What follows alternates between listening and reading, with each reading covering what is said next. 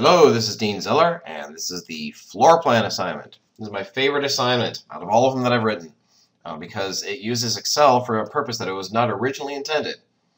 This goes back to my Dungeons and Dragons days where I had to create a floor plan for the haunted house or a dragon's lair, and I use graph paper to do that. And so these are the instructions on how to set up the Excel document to make it look like graph paper. I will go over that in a little bit. Let's go down here to the example. This is an example I created based on a house I used to live in. And so you can see it has walls and furniture and doors and room labels and a Sherman tank in the garage. And there's a legend of icons beneath it. This just shows all the various icons that I used in the house. I have a library more that you can use. But I'm going to show you how to set up the document. So I'm going to go to Excel. And right now this is set up with regular cell sizes. They're a little bit wide, and so we need to make them look like graph paper. So if you click above the one to the left of the A, that selects all the cells in here.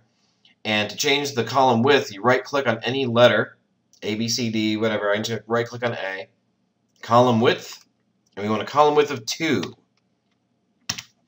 Now they're still not quite the squares. They're still a little bit tall.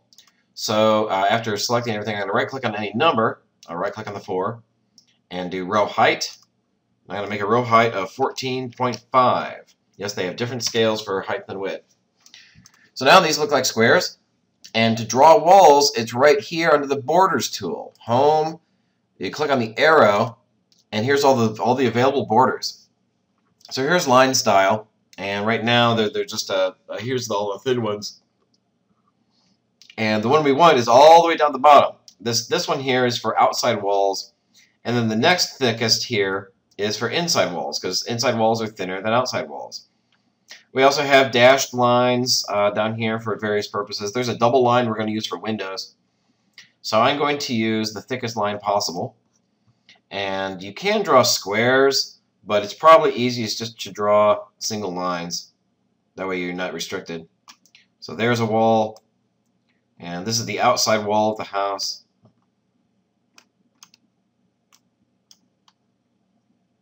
And there we go. So now let's draw some inside walls. I'm going to use the next thinnest line, but still solid. So here's a room. Let's cut this one in half. This isn't the best house in the world, but it's, it works. And then let's put one in here. Something like this. Okay. If we need to put in windows, then use the line style double line.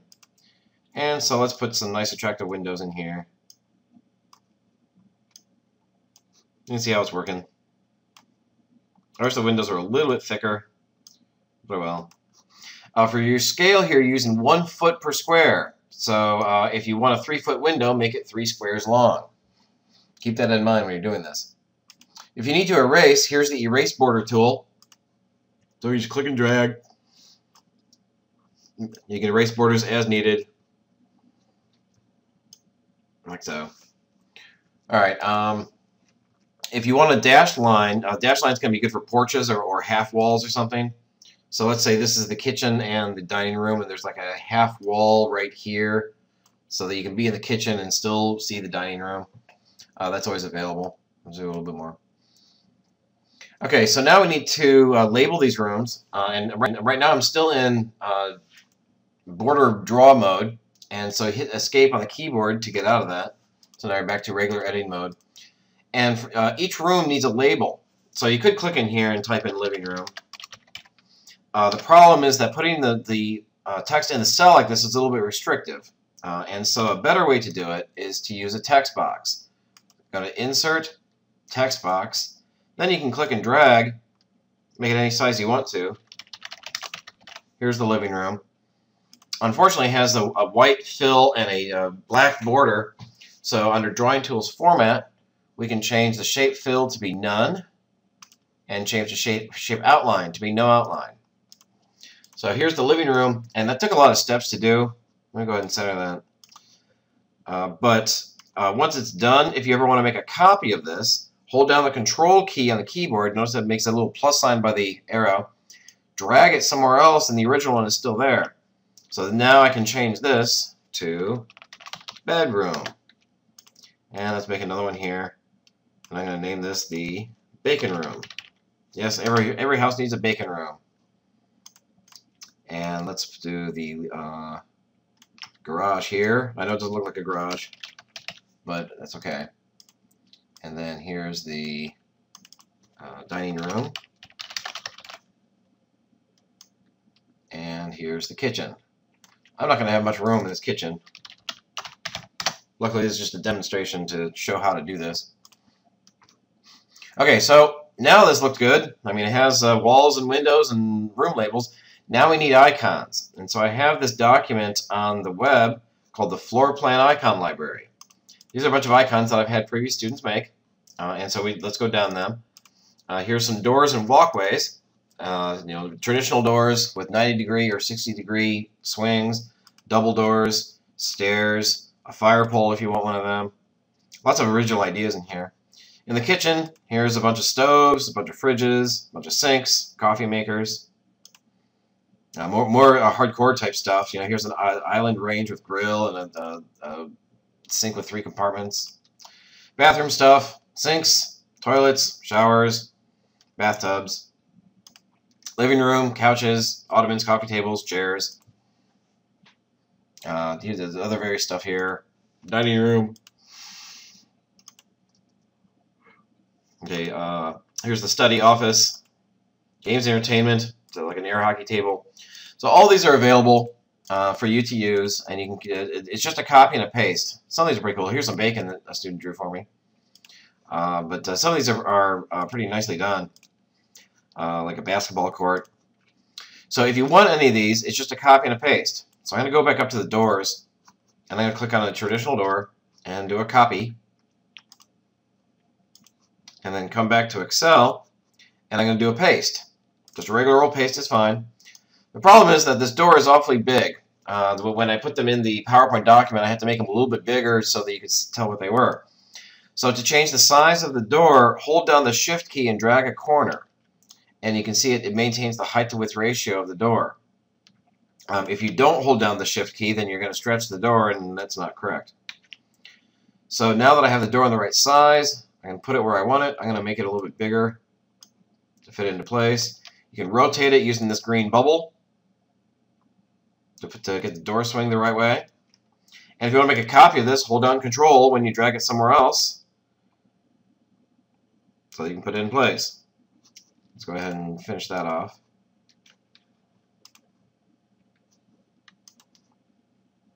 I need to add a wall to make this door look right. Oops.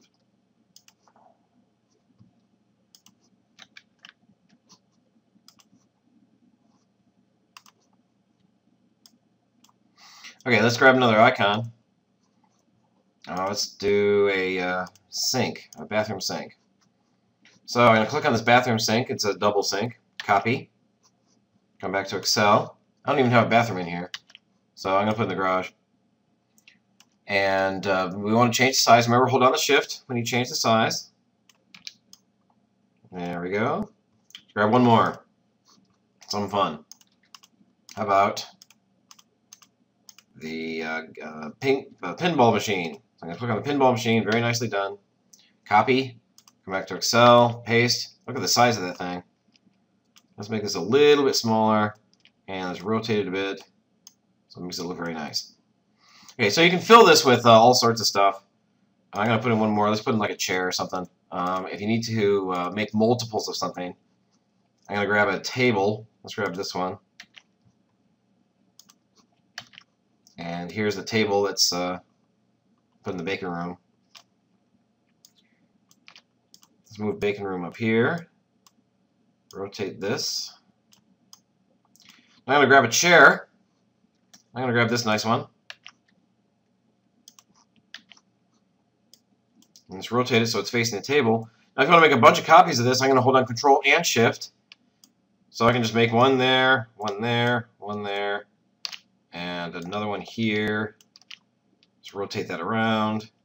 and then make copies of it going up, again using Control and Shift. And if you want to be clever about it, let's make these just a little bit off, so it makes it look a little bit more lived in.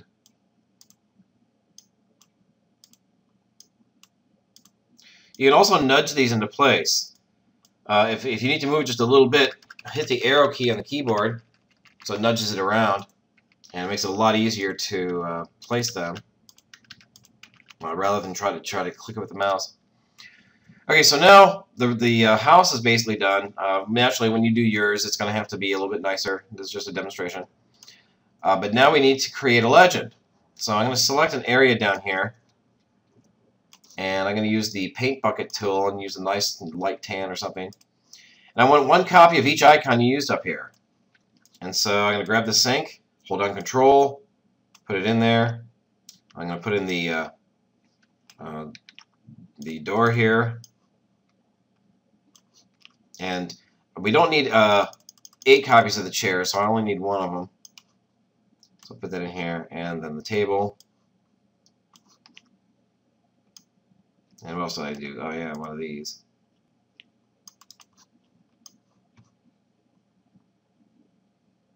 So here's my legend. Yours is going to be a little bit more filled up. And I want to see what these things are, because you might have a different interpretation of what these icons represent. And so this is going to be a sink,